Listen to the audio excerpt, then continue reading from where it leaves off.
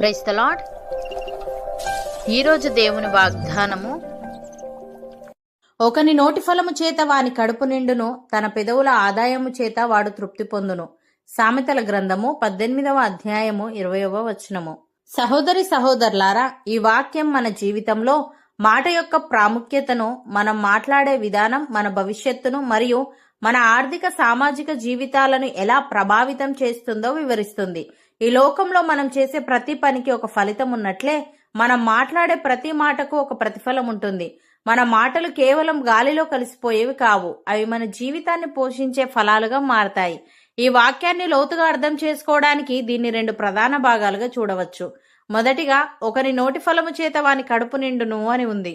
ఒక చెట్టు ఏ విత్తనం నాటితే ఆ ఫలాన్ని ఎలాగైతే ఇస్తుందో, మన నోరు కూడా అలాంటిదే. మనం నిరంతరము విశ్వాసంతో కూడిన మాటలు, ఇతరులను ప్రోత్సహించే ఆలోచనలు, నీతిగల మాటలు విత్తుతుంటే ఆ నోటి ఫలము చేత మన కడుపు నిండుతుంది.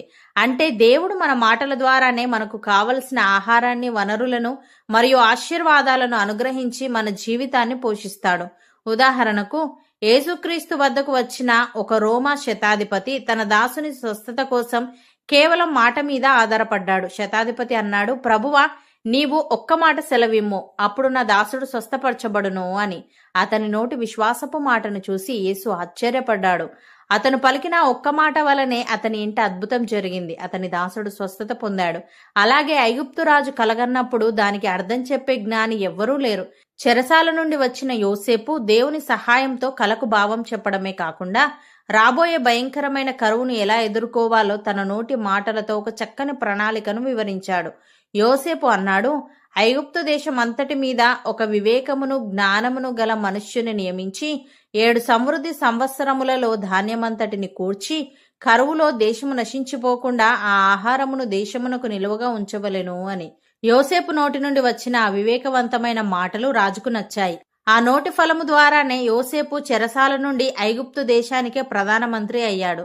అతని మాట దేశాన్ని కాపాడడమే కాకుండా అతని కుటుంబాన్ని, కన్న తండ్రిని, అన్నదమ్ములను కరువు కాలంలో పోషించింది. ప్రియులారా, మన నోటి మాటలు కేవలం శబ్దాలు కావు, అవి మన భవిష్యత్తును నిర్మించే దైవిక సాధనాలు. రోమా శతాధిపతి పలికిన విశ్వాసపు మాట అతని ఇంట అద్భుతాన్ని తెస్తే, యోసేపు నోటి నుండి వచ్చిన జ్ఞానయుక్తమైన మాటలు అతన్ని చెరసాల నుండి సింహాసనంపై కూర్చోబెట్టాయి. వీరిద్దరి జీవితాలే కాదు, బైబిల్లోని ప్రతి విశ్వాస వీరుని జీవితం మనకు నేర్పే సత్యం ఒక్కటే: మనం ఏది విత్తుతామో దాన్నే కోస్తాము. మనం రోజువారి జీవితంలో కూడా మన చుట్టూ ఉన్న పరిస్థితులు ఎలా ఉన్నప్పటికీ అధైర్యపడకుండా దేవుని వాగ్దానాలను, నిరీక్షణతో కూడిన మాటలను మన నోటితో విత్తాలి. రెండవదిగా, తన పెదవుల ఆదాయము చేత వాడు తృప్తి పొందును అని ఉంది. ఇక్కడ ఆదాయము అనే పదం ఎంతో అద్భుతమైనది. వ్యాపారంలో పెట్టుబడి పెడితే ఆదాయం వచ్చినట్లు మన పెదవుల నుండి వచ్చే జ్ఞానయుక్తమైన మాటలు మన జీవితంలోని దైవికమైన ఆదాయాన్ని, సమృద్ధిని తీసుకువస్తాయి. ఆ శ్రేష్టమైన మాటల ప్రతిఫలమే మనిషికి పరిపూర్ణమైన తృప్తిని ఇస్తుంది. మన నోటి నుండి ప్రతికూలమైన, గర్వపు లేదా అపవిత్రమైన మాటలు వస్తే వాటి ద్వారా వచ్చే నష్టాన్ని కూడా మనమే అనుభవించాల్సి ఉంటుంది. కాబట్టి మన మాటలే మన భవిష్యత్తుకు పెట్టుబడి. ఉదాహరణకు, కనాను దేశాన్ని వేగు చూడడానికి వెళ్లిన 12 మందిలో 10 మంది నిరాశ మాటలు పలికారు. కానీ యెహోషువ, కాలేబు మాత్రం దేవుణ్ణి నమ్మి సానుకూలమైన మాటలు చెప్పారు. వారు ఇలా అన్నారు, మనం నిశ్చయముగా వెళ్లి దాన్ని స్వాధీనపరుచుకుందాం.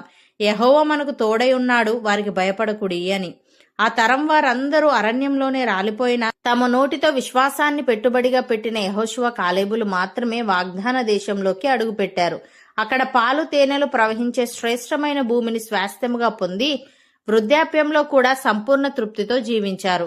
అలాగే రూతు భర్త చనిపోయి తీవ్రమైన పేదరికంలో ఉన్నప్పుడు తన అత్త అయిన నయోమితో ఎంతో నమ్మకమైన మాటలు పలికింది. ఆమె మాటలు కేవలం భావోద్వేగం కాదు, తన భవిష్యత్తు కోసం ఆమె పెట్టిన శ్రేష్టమైన పెట్టుబడి. ఆమె ఇలా అంది, నీ జనమే నా జనము, నీ దేవుడే నా దేవుడు, నీవు మరణించు స్థలమున నేనును మరణించెదను అని. అత్తను వదిలిపెట్టకుండా ఆమె పలికిన ఆ నిశ్చయమైన మాటల ప్రతిఫలంగా దేవుడు ఆమెను ఐశ్వర్యవంతుడైన బోయాజు కళ్ళల్లో పడేలా చేశాడు.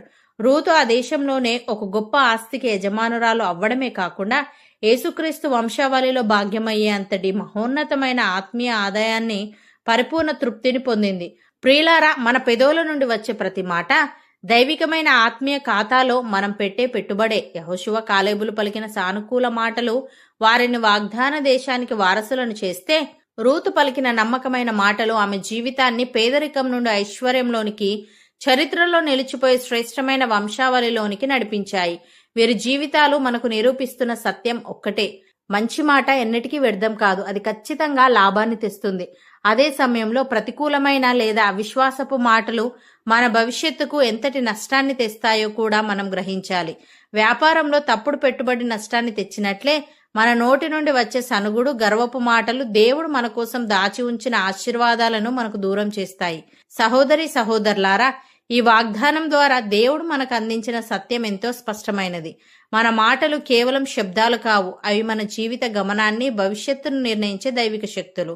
రోమా శతాధిపతి విశ్వాసపు మాట, యోసేపు జ్ఞానయుక్తమైన ప్రణాళిక, యెహోషువ కాలేబుల సానుకూల నిరీక్షణ మరియు రూతు పలికిన నమ్మకమైన మాటలు, ఇవన్నీ వారి జీవితాల్లో అద్భుతమైన ఫలాలుగా, పరిపూర్ణమైన ఆత్మీయ ఆదాయంగా మారాయి. కాబట్టి ఈ రోజు నుండి మన అనుదిన జీవితంలో ఒక తీర్మానం చేసుకుందాం.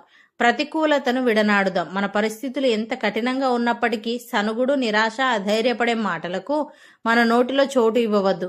విశ్వాసాన్ని విత్తుదాం. దేవుని వాగ్దానాలను బట్టి నిరీక్షణతో కూడిన మాటలను, ఇతరులను ప్రోత్సహించే ప్రేమగల మాటలను మాత్రమే మన పెదవుల ద్వారా పలుకుదాం. మన నోటి ఫలము చేత మన జీవితాలు, మన కుటుంబాలు ఆశీర్వదించబడేలా జ్ఞానాన్ని పెట్టుబడిగా పెడదాం. అవును అన్నవారు నాతో పాటు ప్రార్థనలో ఏకీభవించండి. పరిశుద్ధుడా, ప్రేమగల తండ్రి, ఒకరి నోటి ఫలము చేత వాని కడుపు నిండునని, తన పెదవుల ఆదాయము చేత వాడు తృప్తి పొందునని, ఈ లోకంలో మేము చేసే ప్రతి పనికి ఒక ఫలితం ఉన్నట్లే మేము మాట్లాడే ప్రతి మాటకు ఒక ప్రతిఫలం ఉంటుందని, మా మాటలు కేవలం గాలిలో కలిసిపోయేవి కావని, అవి మా జీవితాన్ని పోషించే ఫలాలుగా మారతాయని నీవు సెలవిచ్చావు. తాను నీకు స్తుతులు. దేవ, మా రోజువారీ జీవితంలో కూడా మా చుట్టూ ఉన్న పరిస్థితులు ఎలా ఉన్నప్పటికీ అధైర్యపడకుండా నీ వాగ్దానాలను, నిరీక్షణతో కూడిన మాటలను మా నోటితో పలుకుతూ అవి కేవలం గాలిలో కలిసిపోయే శబ్దాలు కాదని, అవి మా భవిష్యత్తును నిర్మించే దైవిక సాధనాలని గ్రహించి ప్రతికూలతను విడనాడి నిత్యము విశ్వాసాన్ని పలుకుతూ నీవు అనుగ్రహించే ఆశీర్వాదాలను పొందుకునే వారంగా ఉండుటకు సహాయము దయచేయమని, సహాయము దయచేయమని, వ్యాపారంలో తప్పుడు పెట్టుబడి నష్టాన్ని తెచ్చినట్లే మా నోటి నుండి వచ్చే సనుగుడు, గర్వపు మాటలు నీవు మా కోసం దాచి ఉంచిన ఆశీర్వాదాలను మాకు దూరం చేస్తాయి గనుక లోకపు శోధనల వల్లనో, మానసిక ఒత్తిడుల వల్లనో మా నోటి నుండి ఎలాంటి సనుగుడు, నిరాశ లేదా గర్వపు మాటలు రాకుండా మా పెదవుల నుండి వచ్చే ప్రతి మాట నీ ఆత్మీయ ఖాతాలో శ్రేష్టమైన పెట్టుబడిగా మారినట్లు కృపచూపమని, ఈ వాగ్దానాన్ని హృదయపూర్వకముగా విశ్వసించి ప్రార్థనలో ఏకీభవించిన ప్రతి ఒక్కరి నోటిని నీ పరలోకపు జ్ఞానముతో నింపి, నోటి తొందరపాటు వలన వచ్చే నష్టాల నుండి వారిని కాపాడి, వారి మాటల ద్వారా వారి కుటుంబాలలోను, సమాజంలోను సమాధానపు ఫలాలు ఫలించినట్లు చేయమని యేసుక్రీస్తు నామమున ప్రార్థిస్తున్నాము తండ్రి. ఆమెన్.